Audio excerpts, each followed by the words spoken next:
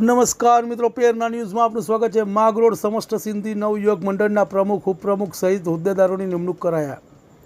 પ્રમુખ તરીકે પ્રકાશ લાલવાણી ફરી વરની માગરોળ સમસ્ત સિંધી સમાજના આગેવાનો અને મોટી સંખ્યામાં યુવાનોની એક મિટિંગ મળી હતી, જેમાં માગરોળ સમસ્ત સિંધી નવયુવક મંડળના પ્રમુખ ઉપપ્રમુખ સહિત હોદ્દેદારો સામે કારોબારી સભ્યોની નિમણૂક કરાયા હતા। આ મિટિંગમાં સર્વાનુમતે પ્રમુખ તરીકે ફરી પ્રકાશ લાલવાણી રિપીટ કરાયા, ઉપપ્રમુખ તરીકે નયન ભાવનાણી, સેક્રેટરી તરીકે પ્રદીપ રંગલાવણી, જોઈન્ટ સેક્રેટરી તરીકે પ્રતિક તન્ના, ખજાનચી તરીકે દીપક કોટક અને 7 કારોબારી સભ્યોની વરણી કરાતા મિટિંગમાં ઉપસ્થિત સિંધી સમાજના પ્રમુખ અશોકભાઈ કૃષ્ણની, લિનેશભાઈ સોમૈયા, દિલીપભાઈ ટીલવાની સહિતના અગ્રણીઓ અને યુવાનો દ્વારા તમામ નવનિયુક્ત હોદ્દેદારોને ફુલાર પહેરાવી અભિનંદન પાઠવ્યા હતા।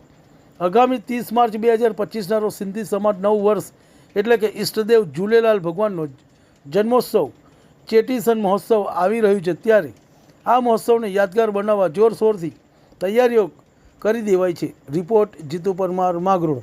તમને અમારા સમાચાર પસંદ આવ્યા હોય તો